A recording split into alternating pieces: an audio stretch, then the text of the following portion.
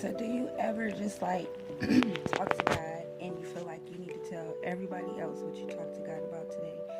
Well, I feel like I need to tell you this. Maybe you need to tell your friend this, or your sister this, or your homeboy this, or somebody this, right? Well, let's talk.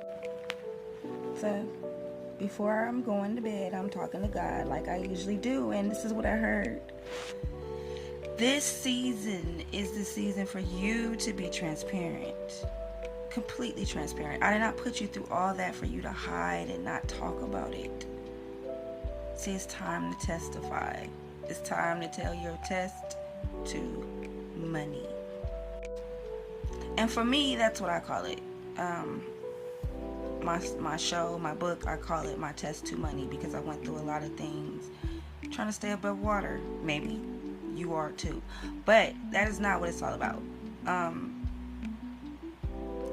You went through a lot more than that in life, things that have nothing to do with money, just surviving, growing up, and it's time to tell your story. Whether you went through homelessness, being raped, being abused, it's time to tell your story. And why? First of all, I want you to let go of the embarrassment. You did not do it to yourself. You do no longer have to be embarrassed about what happened to you. And this is why you're going to tell your story. This is why we tell our story. This is why we testify. This is why we stand up and testify in church. Okay? Whether you're testifying about something bad happening to you or something good, or both. The bad and then the outcome. Okay? This is why. You inspire others.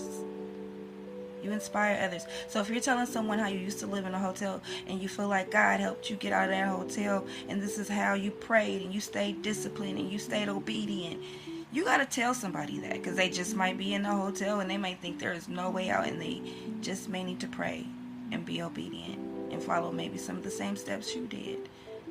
But they don't have you as an example if you're not willing to share your story. And that's one way you can pay it forward.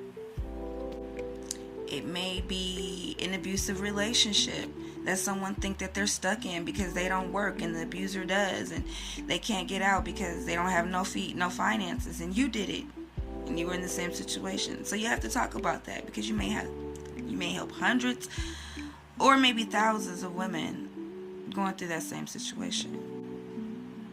Or maybe you made up with a past